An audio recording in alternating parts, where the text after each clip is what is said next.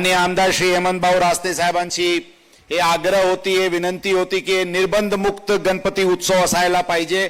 100% ते निर्बंध मुक्तच राहणार आहे। यामध्ये पोलीस आणि प्रशासनाकडून कोणताही प्रकारचे निर्बंध एकतर्फी लावण्यात येणार नाही, हे आम्ही आपल्याला सर्वप्रथम गवाही देऊ इच्छितो।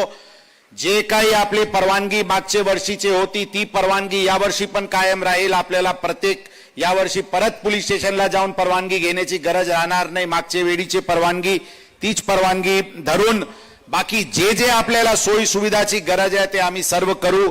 भयमुक्त 100% भयमुक्तच गणपती राहतील।